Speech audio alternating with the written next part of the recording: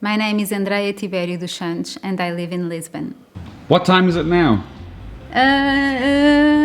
Let me check. Almost 10:10 a.m. We've made 160 videos. Great. And I think this might be the earliest we've ever made a video. Really? Yeah, just for you. Thank you. We are in Cascais, in Arte no Livro. Arte no Livro is a bookbinding workshop and book restoration. It's a project, a family legacy. Actually, I'm the third generation in my family working in fine binding. So I started with my grandfather, and you can see him all around. He lived in Lisbon, in Bairro Alto, in Rua da Rosa. And so every time I went there, I saw all those machines, all those old books and everything. I was always fascinated by that environment and the smell of the materials and everything. And one day I just realized that, well, I love books, I love reading. I grew up in this context, so I think it's more than natural to start learning. I went to my grandfather's studio and stayed there with my father, so we were a trio that was for 3 generations: grandfather, father, and myself. And that's how I learned. Do you want me to turn off the music? It's better, isn't it? Yes, let's turn off the music. What music do you listen to at the moment? Cigarettes after sex. Sometimes I listen bossa nova also, and classical music. I like Linkin Park. Okay, enough. So as you can see, my grandfather over here, Vitor Santos, for me was very, very nice man. Yes, absolutely. He was very kind, very demanding. There are times when I am struggling with something, and if my father is not around, I just look at him and I think, what would you do with this book? Just send me some insights. I don't know if it works or not, but I just like to do it. I remember that the first time I gilded a book, and I was in his studio, and he forgot to tell me that I could not breathe to the gold leaf. So I just took a breath, a normal breath, as I'm doing now, and the gold leaf just dismantled everything because she's so thin. And he told me, never breathe on a gold leaf. So sorry, grandfather. I remember him telling me, as my father still does, that we actually need to work a lot to achieve something in life. And he worked until almost he died. These are our working table. Well, we have lots of presses. Another press for working on the spine of the books. This looks like torture equipment.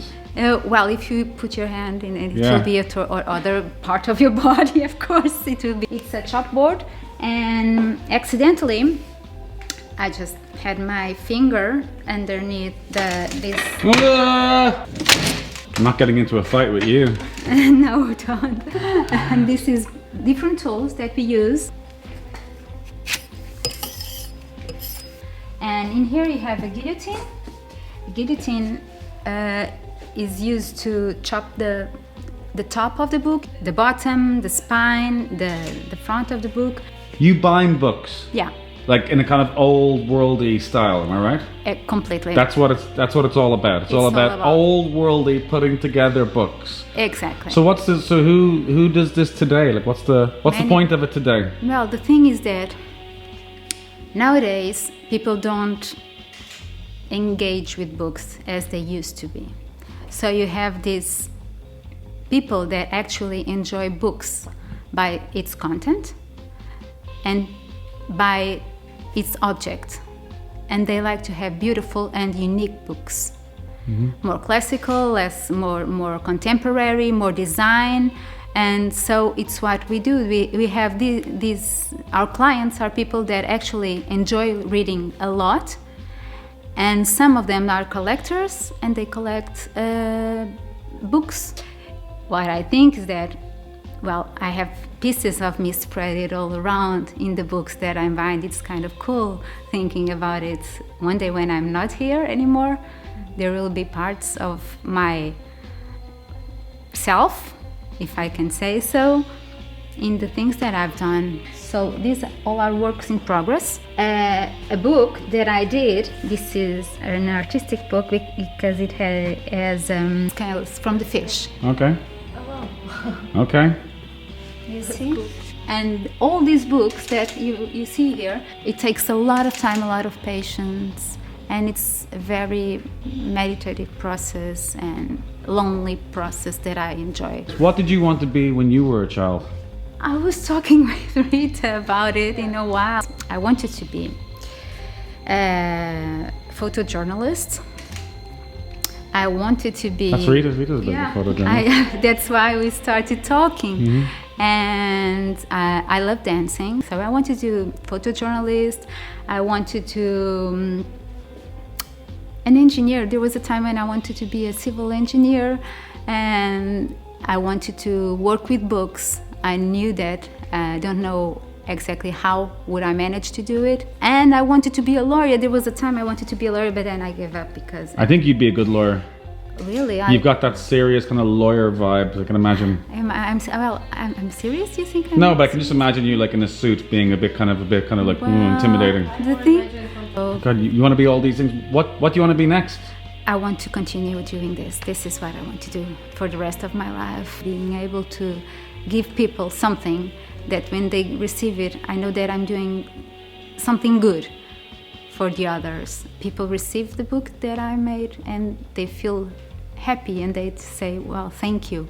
And that's the most grateful thing that you can ever imagine for yourself, doing something when others feel good and feel grateful for what they have. How old are your children?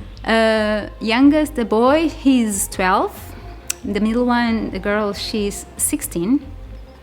And the eldest, a girl also, almost 19. Oh, you're looking well. You don't know my age. I don't know. How did motherhood change you? I love being a mother. I absolutely adore. When I was young, I wanted to have 7 children. Still time? No, not now. I didn't tell you my age. Even when they're always calling me mom, mom, mom, because they still do, I think, well, this is amazing because there are 3 children that are no longer children that need me. These 3 persons will need me.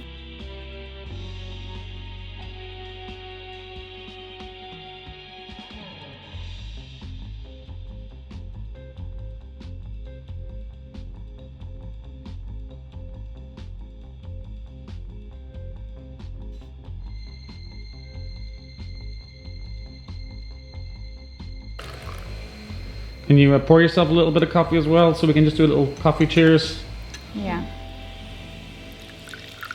I was born in Lisbon. Cheers. Are you a true Lisboeta? Well, I'm a mixed up thing. Meaning, my father's family is from Lisbon, my mother's family is from Alentejo. And when my parents were born, they both they decided to come to live in Cascais. So I was raised in Lisbon, in Cascais, and in Alentejo. How do you feel that Lisbon has changed since you were young? A lot. As well as Cascais, not only Lisbon. The thing is that my grandfather, he lived in Bairro Alto, in Chiado, and I remember when I went to his place, and we just came outside and go for take a walk on the streets and everything. It was more peaceful. It was more a neighborhood, and nowadays it's more crowded. And the thing is, with this mobile generation, they're taking photographs every time. People just don't take the time to enjoy, to observe, and to embrace the wonderful things that Lisbon still has, and all the country. Actually, Portugal is amazing. I get sad. You get so what's the word? Nostalgic. Saudades. Mm-hmm. Yes, I do. The thing is that most of the people forget to live with each other. They forget to connect, truly connect and truly talk with looking at each other's eyes. So what I say to my kids, don't text your best friends. Well, you can text them, but if it's something truly important, just grab the phone and give him or her a call.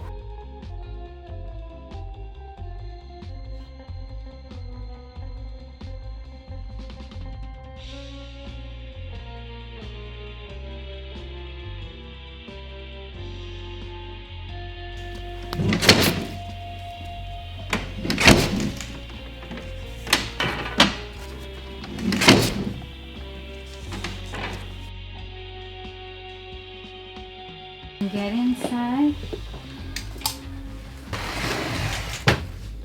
This is the gold leaf, just a little bit.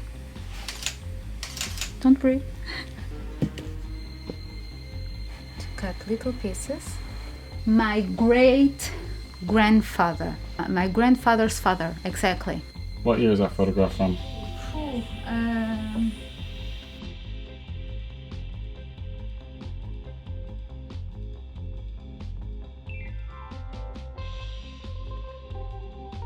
Does your family own all this equipment? Belong to my grandfather. Yeah. Nowadays there are things that you cannot find very easily. Those machines are very, very old. I imagine it like in a big, huge auction. Hello, first lot is the press with the gold leaf.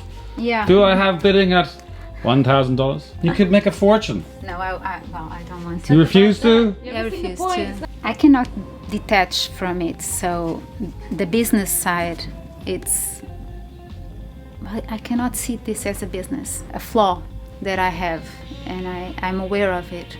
It's very difficult to look at it as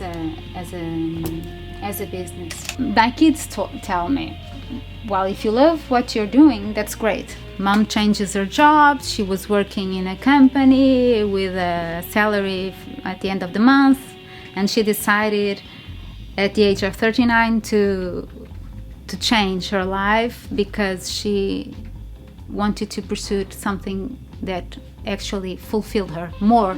And even more than that, I want to do something that I keep learning all the time. I love to learn. And so your family think you're crazy? Yeah. Most important thing, they love me as I am.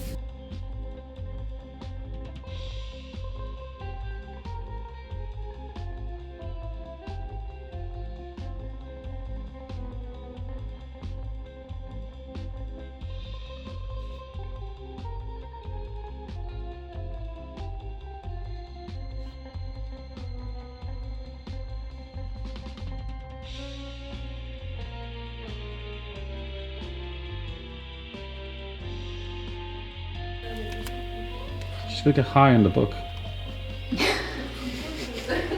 Bad habit. It's a bad habit. You found out. Oh my guys, can't get enough of these books.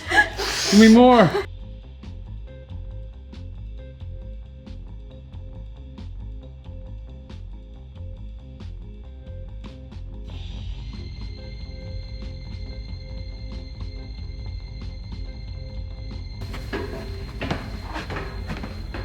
To open a bank.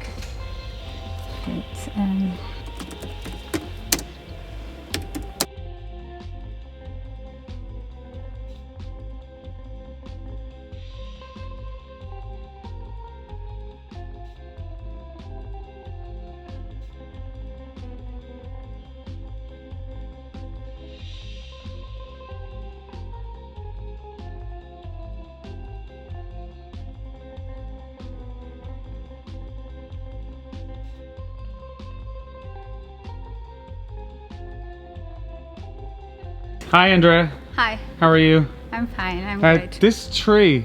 This is an Bougainvillea. amazing tree. Yeah, it's called Bougainvillea, and it's the entrance for Magic Space, which is the studio of my grandfather, my father, and I. And the thing is that I love so much this bougainvillea that I wanted to grow to the sidewalk. I wanted to just grow until the ground so I can make a secret entrance and no one knows what's happening inside. So you get to go to a hidden place, which is a place from the old days where you find everything that it's marvelous, magic and nostalgic and bring memories to you. It's a bit Alice in Wonderland without dropping... Magic potions. Well, without magic potions. Unless you're drinking something there. I know, it's coffee. It's just coffee. It's just plain coffee. Well, this is Cascais though, right? Yeah. But a lot of people think that, a lot of people get annoyed. A lot of people think that, Cascais is not Lisbon, but technically it is Lisbon, am I right? Yes, technically it is, because it belongs to the district of Lisbon, and it's a great Lisbon area as other places. Cascais is a seashore city. It not used to be a city, it was a village of fishermen. Very, very beautiful, very ancient village. But actually it belongs to the district of Lisbon. Yeah. This is a beautiful area where this studio is. Would you call it a studio? I call it in Portuguese oficina. I like to call it oficina, not studio, not atelier, although, well, it's a thing. My grandfather always called it oficina. We take care of books. We give books another life. Well, this is me and my father. He's also a bookbinder, is he? Yes. You're all bookbinders. We are all bookbinders. We all are work with books and for the books. He looks like a cinematic, cool dude. Yeah, he's very cool.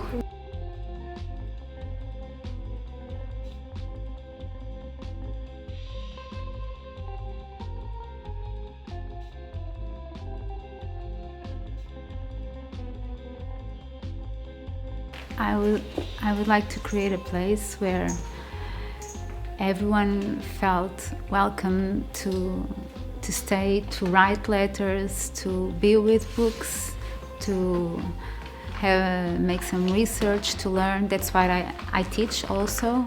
I give classes in here, and I give some guided tours about bookbinding and this marvelous world, because books are one of the ways of, I see book as an object of art as well.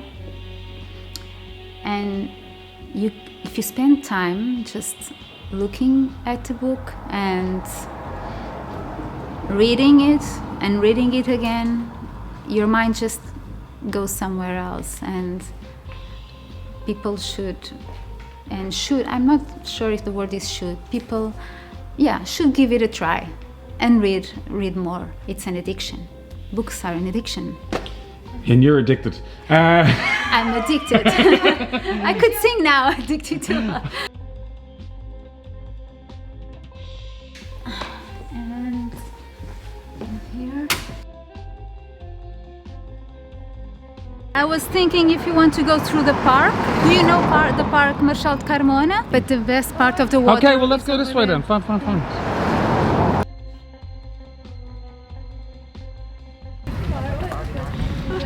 It's 5 minutes walking to the train stations.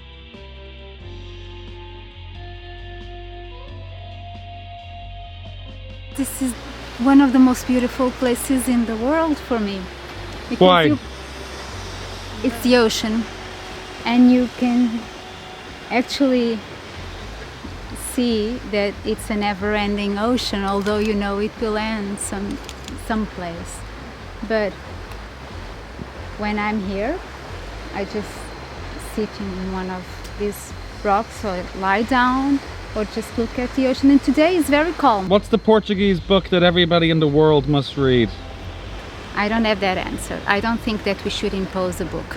I don't agree with that. Trying to educate the world about Portuguese literature. Well, okay, you have to read Pessoa, you have to read Lusíadas from Camões, you have to read Saramago, and you have to read Ana Teresa Pereira, for me an amazing author, not very well known, and there's other Portuguese authors like Maria Teresa Horta, one of my favorites, brilliant, from the Three Marias, and The thing is that most people know Pessoa, Saramago and Luís de Camões, but there are many others that are very interesting.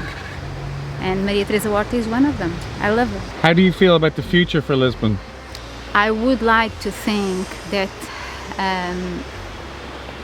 people should maybe take a step back and slow down a little bit in what regards the process of wanting to make Lisbon a city that it's losing the traditions, their past and everything. Sometimes the evolution process to becoming a more digital city and everything, it's not good. It's quite better just to keep certain things the way they used to be, because they bring you memories, and memories are what you have in order to continue producing other memories for other people. I would like to think that when people come to visit Lisbon, they will go with a memory of what Lisbon really is, not what Lisbon is sometimes trying to be. Where were you when the recent earthquake happened? Well, I was at home and I woke up in the middle of the night thinking, what's going on? I thought, well, my husband is having a bad dream, something happened. And he told me, no, this is an earthquake. I said, I couldn't believe it. I never experienced something like that. But then it stopped. My 3 kids, none of them woke up. They continue sleeping. You know, this year has been strange because I was speaking to somebody yesterday about this. Think about this, right? You remember the meteor about a month and a half ago or 2 months ago? It went over the sky, Yeah. and then there was the earthquake, and there was also forest fires. I mean, you know, gotta enjoy it while we're here, because maybe this is the end. Well, I think we have to enjoy every day of our lives, because we actually don't know when we are going somewhere else. Seize the day, as in Dead Poet Society. Well, give me some words to wrap up this video. These are the final words. Give me some final words. Well, read books, take books, enjoy books, enjoy the words. Even if it's not in your language, just take a book and embrace them as something very special. It will make a difference for You should everyone. write a book. Oh, I don't think I'm a writer. I'm not a writer. I'm not All a right, writer. that's it. Enough. Thank you very much. Thank you. Bye bye.